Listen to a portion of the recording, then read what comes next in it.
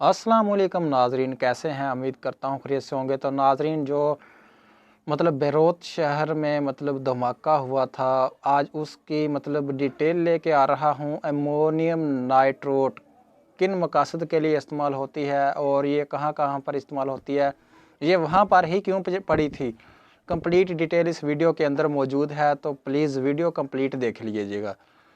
تو ناظرین، یہ کچھ جو اس کے سرچ انہوں نے جو کی ہے اس کے بارے میں بتانے کے لیے انہوں نے یہ بتایا امونیم نائٹریٹ کن چیزوں میں استعمال ہوتی ہے، یہ کہاں پر ہوتی ہے۔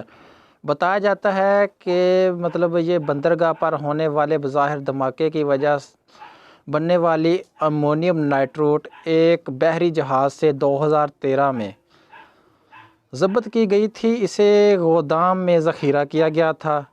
امونیم نائٹریٹ متعدد مقاصد کے لیے استعمال ہوتی ہے، لیکن زیادہ تر اسے زرعی شعبوں میں کھادوں میں استعمال کیا جاتا ہے، تاہم آتشی مواد کے طور پر بھی استعمال ہوتی ہے۔ جب اسے آگ کے قریب لے جایا جائے تو یہ پھٹ جاتی ہے کیونکہ یہ آگ پکڑتی ہے، تو اسی لیے اسے محفوظ رکھنے کے لیے سخت اصول و ضوابط وضع کیے جاتے ہیں۔ یہ بھی دیکھنا ہوتا ہے کہ جہاں اسے محفوظ رکھا جائے وہاں آگ لگنے کا خطرہ نہ ہو۔ اس کے علاوہ وہاں پر کوئی پائپ اخراج کے لیے راستے نہ ہوں جہاں یہ جمع ہو سکے، چونکہ یہ گودام کے اندر کئی سالوں سے موجود تھی امونیم نائٹریٹ، لہٰذا کہا جا سکتا ہے کہ اہلکار 6 سال سے زائد عرصہ سے بیروت بندرگاہ پر اس سے متعلق سنگین خطرے کے بارے میں جانتے تھے۔ اسی حوالے سے الجزیرہ کی رپورٹ میں بتایا گیا ہے کہ گزشتہ روز ہونے والے دھماکے کے بعد ہی لبنان کے لوگوں کو یہ معلوم ہوا کہ شہر کی بندرگاہ پر ایک گودام میں 2750 ٹن امونیم نائٹریٹ موجود تھی، جس سے متعدد افراد ہلاک ہوئے جبکہ ہزاروں زخمی ہو گئے۔ دھماکے کے تباہ کن نتائج بعد شہریوں کی جانب سے ان لوگوں کے خلاف شدید غم و غصہ کا اظہار کیا گیا جنہوں نے ایسا ہونے دیا۔ عوامی ریکارڈ اور دستاویزات سے پتہ چلتا ہے کہ یہ لبنانی عہدیداروں پچھلے 6 سال سے بات جانتے تھے کہ بیروت بندرگاہ پر امونیم نائٹریٹ موجود ہے اور وہ اسے لاحق خطرات سے بھی بخوبی واقف تھے۔ رپورٹ میں مزید بتایا گیا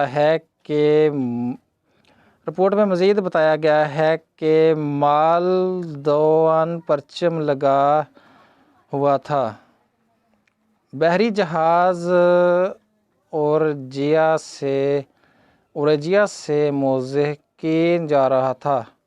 سمندر میں تکنیکی مشکلات کا سامنا کرنے کے بعد اسے بیروت کی بندرگاہ پر رکنا پڑا۔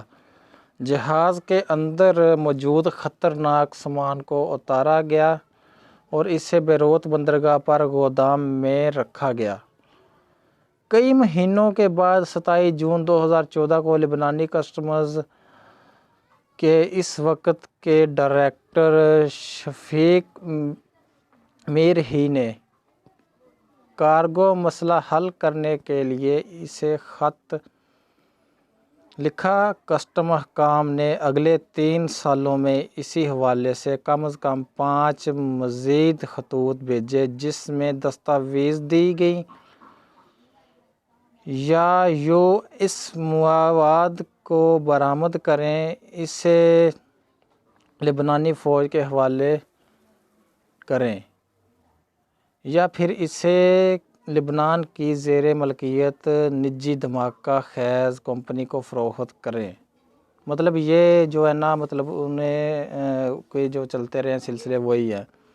تاہم ججوں کی جانب سے اس پر کوئی جواب نہ دیا گیا۔ 1 سال بعد لبنانی کسٹم انتظامیہ کے نئے ڈائریکٹر بدری طاہر نے ایک بار پھر ایک جج کو خط لکھا کہ 27 اکتوبر 2017 کو لکھے گئے خطوط میں اس بات پر زور دیا گیا کہ یہ سامان وہاں پر کام کرنے والوں کے لیے بھی ایک خطرہ بن سکتا ہے کا خطرہ ہے۔ قریب 3 سال بعد امونیم نائٹریٹ ابھی بھی گودام میں موجود تھا، جو گزشتہ روز ایک بڑی تباہی کا سبب بنا۔ لبنان کے وزیر اعظم نے قوم سے وعدہ کیا ہے کہ اس ذمہ دار کو سخت سزا دی جائے گی۔ تو ناظرین، یہ تھی خبر جو میں نے آپ کو پڑھ کر بھی سنا دی ہے۔ تو اگر آپ کو کوئی سمجھ نہ آئی ہو تو یہ دیکھیں، میں آپ کو دکھا رہا ہوں، پہلے آپ یہ کمپلیٹ دیکھ لیں، آپ اسے پوز بھی کر کے پڑھ سکتے ہیں۔ اس کے بعد میں آپ کو وہاں پر دکھا رہا ہوں، یہ دیکھیں۔ تو اس کی کمپلیٹ ڈیٹیل میں دے رہا ہوں، مطلب یہ کیا طریقہ کار ہے یہ دیکھ لیں۔ تو یہ ساری آپ پوز کر کے پڑھ سکتے ہیں، مطلب آسانی سے بریک لگائیں، بریک لگانے کے بعد پڑھ سکتے ہیں۔ اسی ویڈیو کے لیے مطلب دیکھنے کے لیے بہت بہت شکریہ۔ اگر اگلی ویڈیو دیکھنا چاہتے ہیں تو میرے یوٹیوب چینل کو سبسکرائب کر کے ہمارے ممبر بن سکتے ہیں۔ اوکے، بائے، خدا حافظ، تھینک یو۔